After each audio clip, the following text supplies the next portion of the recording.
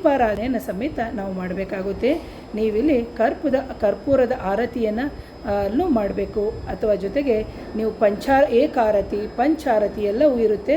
So ಇದನ್ನು ನಿಮಗೆ ಆರತಿಯನ್ನು ಮಾಡಿ, ಹಾಗೆ ದೀಪವನ್ನು ಉರಿಸಬೇಕಾದ್ರೆ ತುಪ್ಪದ ದೀಪವನ್ನು ಹಚ್ಚೋದ್ರಿಂದ ಖಂಡಿತವಾಗಲೂ ಅತ್ಯಂತ ಶುಭ ಆಗುತ್ತೆ ಅಂತ. ಹಾಗೆಯೇ ಶ್ರೀಚಕ್ರ ಪೂಜೆಯಿಂದ ಸಿಗುವಂತಹ ಫಲಗಳು ಅಂತ ನಾನು ಹೇಳ್ತೀನಿ ನೋಡಿ. ಶ್ರೀಚಕ್ರ ಪೂಜೆಯನ್ನು ಮಾಡಿದಂತಹ ಸಂದರ್ಭದಲ್ಲಿ ನಮಗೆ ಲಕ್ಷ್ಮೀ ಕಟಾಕ್ಷ ಆಗುತ್ತೆ, ಮನಸ್ಸಿಗೆ ಶಾಂತಿ ಸಿಗುತ್ತೆ, ಕುಟುಂಬದಲ್ಲಿ ಸೌಖ್ಯ ಸಿಗುತ್ತೆ, ನಕಾರಾತ್ಮಕ ಶಕ್ತಿಗಳ ನಿವಾರಣೆ ಆಗುತ್ತೆ.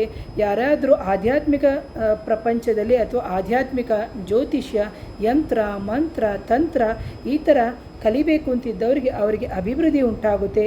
ಯಾರು ತಾಂತ್ರಿಕರಿರ್ತಾರೆ ಅವರು ಖಂಡಿತವಾಗಲೂ ಎಷ್ಟೋ ಜನ ಶ್ರೀಚಕ್ರ ಉಪಾಸಕರೂ ಆಗಿರ್ತಾರೆ. ಆ್ಯಂಡ್ ಅಗೇನ್ ಬಂದು ಧನ ಆಕರ್ಷಣೆ ಆಗುತ್ತೆ.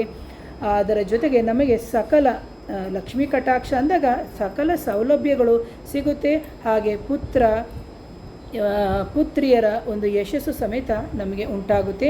ಎಷ್ಟೋ ಬಾರಿ ಕೋರ್ಟು ಕಚೇರಿಯಲ್ಲಿ ಸಮಸ್ಯೆಗಳಾಗಿ ಎಷ್ಟೋ 25-30 ವರ್ಷಗಳು ಕೇಸ್ ನಡೀತಾ ಇದ್ದು ನಮಗೆ ಆಗ್ತಾ ಇಲ್ಲ ಅಂತ ಹೇಳಿದಂಥ ಸಂದರ್ಭದಲ್ಲಿ ನೀವು ಬೇಕಾದ್ರೆ ಶ್ರೀಚಕ್ರವನ್ನು ಆರಾಧನೆ ಮಾಡಿ ಸರಿಯಾದ ಗುರುವಿನ ಮುಖಾಂತರ ತಿಳ್ಕೊಂಡು ಆ ನಂತರದಲ್ಲಿ ನಿಮಗೆ ಖಂಡಿತವಾಗೂ ಲಭ್ಯ ಉಂಟಾಗುತ್ತೆ ಅಂತ ಹೇಳ್ತೀನಿ.